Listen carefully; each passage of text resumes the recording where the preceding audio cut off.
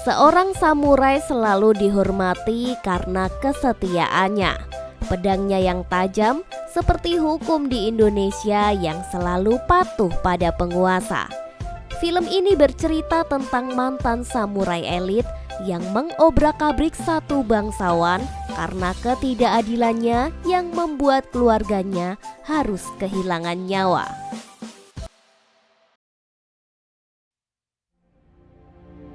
Berlatar di Jepang pada era damai Koshogunan Tokugawa sekitar tahun 1630-an. Banyak samurai kehilangan tuannya dan jatuh ke dalam kemiskinan.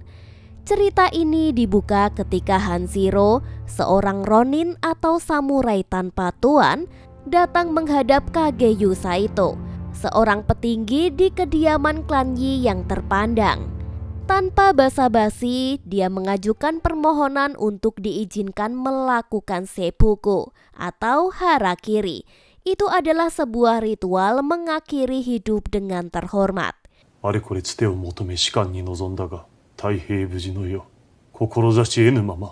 Dia mengaku bahwa setelah kehilangan pekerjaannya, dia lebih memilih mati secara ksatria daripada hidup dalam kemiskinan. Mendengar permohonan itu, Tuan Saito merasa curiga. Dia tahu bahwa di masa damai itu banyak sekali samurai yang kehilangan tuannya dan menjadi ronin. Sebagai samurai tanpa tuan, mereka seringkali hidup dalam kemiskinan karena status mereka menghalangi untuk bekerja seperti rakyat biasa. Karena putus asa, muncullah tren di masa para ronin ini melakukan harakiri di kediaman klan besar. Mereka berharap mendapatkan sedikit uang agar pergi. Tahu jika Hanshiro adalah mantan legend samurai perang, Saito pun menceritakan sebuah kisah yang menimpa ronin muda lain bernama Motome. Dulu Motome datang ke kediamannya untuk memohon melakukan seppuku. Namun dia langsung mendapatkan hinaan dari para prajurit yang berjaga. Mitaka, ikani mo yase o sotta kuizume ronin ga.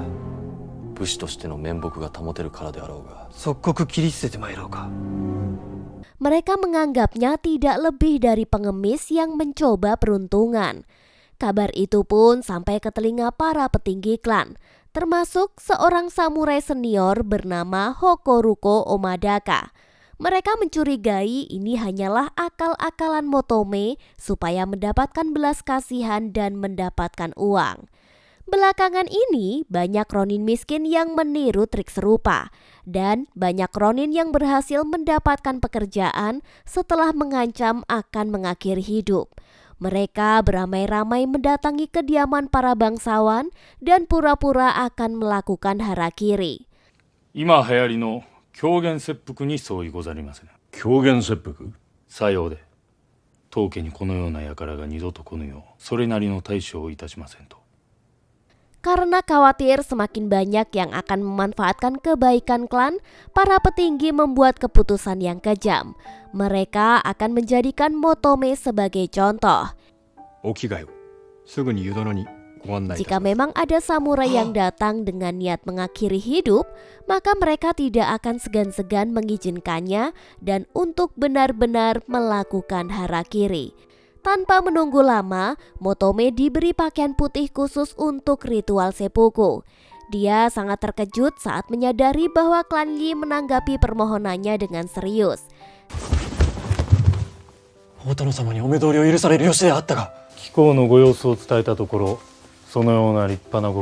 Sialnya lagi, keputusan itu sudah final dan tidak bisa diganggu-gugat.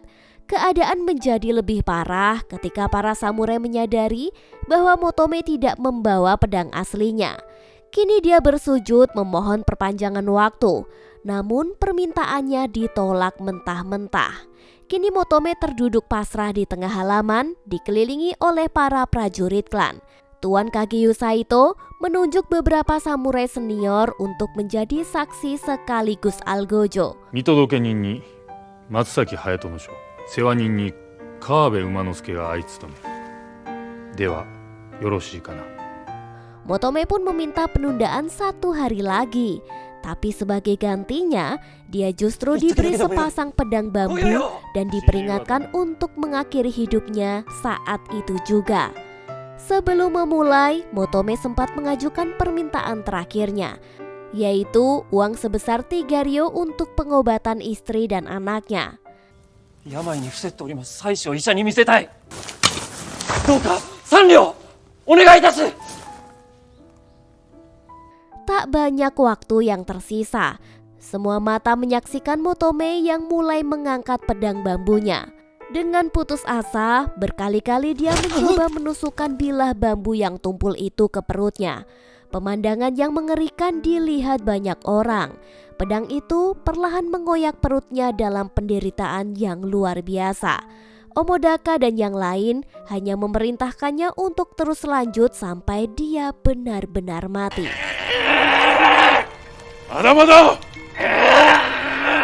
Tidak tahan melihat penyiksaan yang berlarut-larut, salah seorang samurai akhirnya maju dan mengakhiri penderitaan Motome. Kembali pada Hanshiro Sugumo, dengan seksama dia telah mendengarkan cerita tragis itu. Tuan Saito kembali menanyakan tekad Hanshiro untuk melakukan harakiri. Namun, keputusan Hanshiro sudah bulat dan dia tidak akan mundur.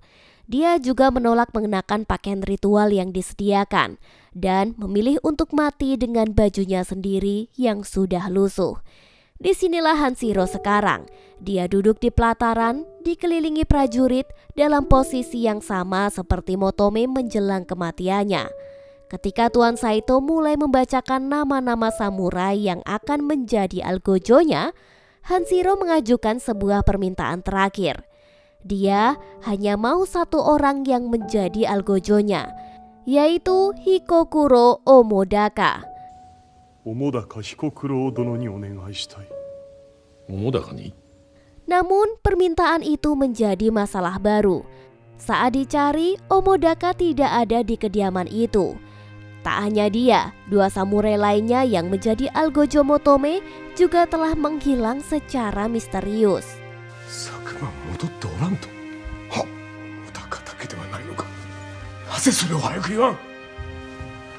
Saito menyadari bahwa ini bukanlah kebetulan dan dia telah masuk dalam sebuah jebakan. Amarahnya meledak. Para prajurit lain ikut bereaksi dan menghunuskan pedang mereka. Namun dengan tenang, Sugumo meminta waktu untuk menceritakan sebuah kisah. Kisah yang menjadi alasan sebenarnya dari kedatangannya ini. Film lalu beralih ke masa lalu, memperlihatkan Sugumo sebagai seorang ayah yang penuh kasih merawat putrinya yang bernama Miho. Dia bersahabat dekat dengan ayah Motome Chijiwa, seorang samurai dari klan yang sama. Kedua anak mereka, yaitu Miho dan Motome, tumbuh besar dan akrab satu sama lain. Namun, kehidupan damai mereka hancur ketika klan tempat mereka mengabdi dibubarkan oleh pemimpin yang berkuasa. Peristiwa ini membuat semua samurai di klan tersebut, termasuk Sugumo dan ayah Motome, kehilangan status dan pekerjaan mereka dan berakhir menjadi samurai tanpa tuan. Akibat perpecahan ini, ayah Motome menjadi sakit-sakitan. Sebelum meninggal, dia menitipkan putranya pada Sugumo dan memintanya untuk menjaga Motome seperti anaknya sendiri. Selepas kepergian ayahnya, Motome menjadi seorang yatim piatu. Namun beruntung dia memiliki Sugumo yang merawatnya dengan penuh kasih. Hari-hari Motome banyak dihabiskan bersama Miho.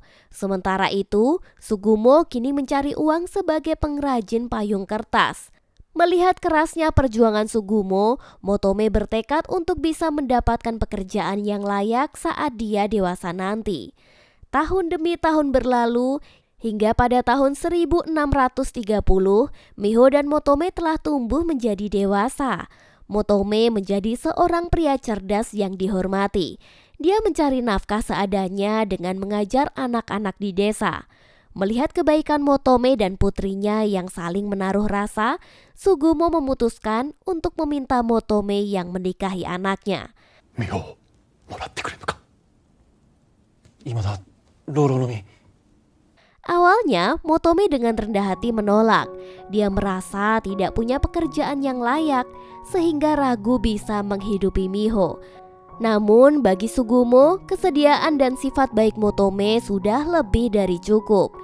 Singkat cerita, Motome akhirnya menikahi Miho dan membangun keluarga kecil mereka. Tak lama Miho melahirkan seorang bayi laki-laki yang lucu dan diberi nama Kingo. Hidup mereka sederhana dan masih bergantung pada bantuan Sugumo. Namun masalah mulai datang ketika Miho jatuh sakit. Kondisi tubuhnya memang rentan sejak kecil. Pada saat yang bersamaan, kabar tentang samurai tanpa tuan yang berhasil mendapatkan uang dengan cara mengancam harakiri mulai tersebar di desa mereka. その方が今流行りの狂言切腹。狂言ですよ。 Di sisi lain, kondisi Miho kini semakin hari semakin parah. Hingga suatu hari, setelah menguburkan kucing peliharaan mereka, Miho tiba-tiba tersungkur dan muntah darah. Ini membuat Motome langsung panik. Tanpa pikir panjang, Motome menjual buku-buku berharganya. Namun, uang yang didapat hanyalah sedikit. Tukang loak justru lebih tertarik pada pedang samurai yang selalu dibawa Motome. Dengan uang seadanya, Motome bergegas membeli obat herbal dan beberapa telur segar untuk istrinya. Namun, nasib sial seolah terus mengikutinya. Di perjalanan pulang, dia tidak sengaja ditabrak oleh anak-anak yang sedang bermain hingga semua telur yang dibawanya pecah berantakan di tanah. Motome hanya bisa terduduk diam, menatap takdirnya yang semakin tidak berpihak kepadanya. Saat-saat terakhir keluarga mereka dipenuhi dengan keputusasaan. Motome dengan sabar merawat Miho yang sakit, namun dia tidak punya uang sama sekali untuk memanggil tabib. Miho pun merasa dirinya telah menjadi beban yang berat bagi suaminya. 私は求め様にご苦労ばかりかけております。夫が妻や子のために働くのは当然であろう。 Di tengah kesulitan itu, Sugumo selalu berada di sisi mereka. Bahkan, dia meminta maaf kepada Motome jika putrinya merepotkan. Namun, Motome meyakinkan mertuanya bahwa Miho akan segera sembuh. Tak diduga, ujian hidup kembali datang saat anak mereka juga ikut sakit. Setelah demam tinggi selama 3 hari, Motome membawanya ke tabib. Tapi dia harus membayar 3 ryo terlebih dahulu agar anaknya bisa ditangani. Motome tidak tahu bagaimana cara mendapatkan uang sebanyak itu dalam waktu yang singkat. Dengan berat hati, dia pamit pergi untuk mencari uang. Sementara Sugumo menjaga Miho dan Kingo.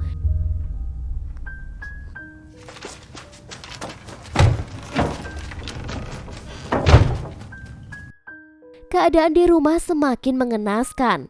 Kondisi Kingo terus memburuk hingga dia tidak bisa lagi merespon.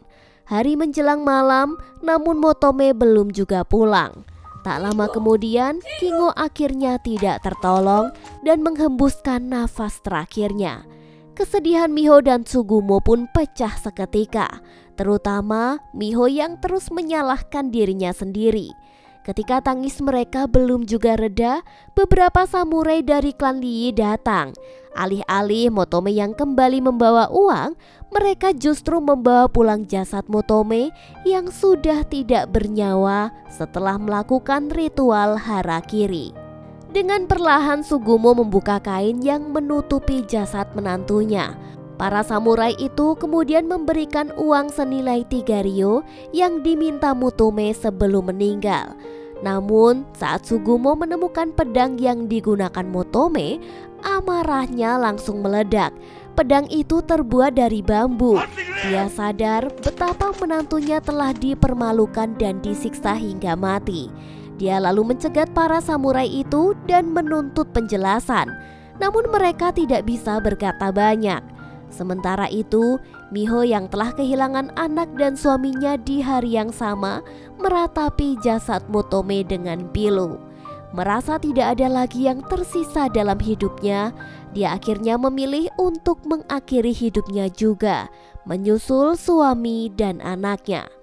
Di malam yang sedih itu, Sugumo harus kehilangan seluruh anggota keluarganya. Kesedihan itu kemudian berubah menjadi dendam. Dia bisa memahami bahwa tindakan menantunya yang berpura-pura akan melakukan harakiri memanglah salah. Namun yang tidak bisa dia terima adalah kekejaman dan penghinaan yang ditunjukkan oleh klan Lee dengan memaksa Motome harakiri menggunakan pedang bambu. Sementara para samurai itu tidak menunjukkan sedikit pun rasa empati dan justru mendapatkan pujian karena dianggap telah menegakkan kehormatan sebuah klan. Di tengah cerita itu, Tuan Saito berusaha membenarkan tindakannya. Dia mengatakan bahwa pelajaran memang harus diberikan dan Motome kebetulan menjadi korbannya. Tiba-tiba, seorang prajurit melapor bahwa Omokada dan 2 samurai lainnya masih belum ditemukan. Semua mata kini menatap Sugumo dengan penuh kecurigaan. Sugumo lalu mengembalikan uang 3 ryo yang diberikan setelah kematian Motome. Kemudian, saat butiran salju mulai turun, dia melakukan hal yang tidak terduga. Dia melemparkan 3 buah kunci rambut samurai ke atas tikar di hadapan Tuan Saito. Itu adalah kunci rambut milik Omokada, Kawabe, dan Yazaki, yaitu para samurai Algojo dari menantunya. Bagi seorang samurai, kehilangan kunci rambut adalah sebuah aib yang lebih buruk dari kematian. Tanpa itu, mereka tidak akan berani menampakkan dirinya lagi. Sugumo pun tertawa puas. Dia teringat saat dirinya memburu ketiga samurai itu. Dengan kemampuan berpedangnya yang luar biasa, dia mengalahkan mereka satu persatu dengan mudah.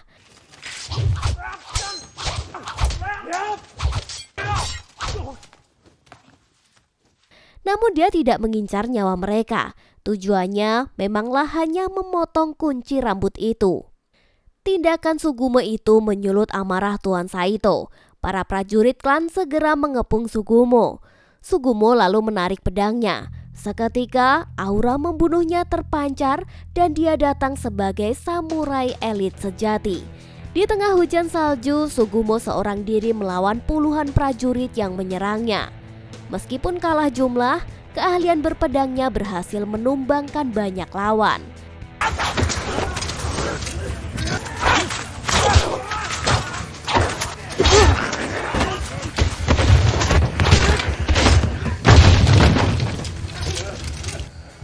Pertarungan yang brutal itu akhirnya membawanya ke depan sebuah zirah keramat yang menjadi simbol kehormatan klan Lee.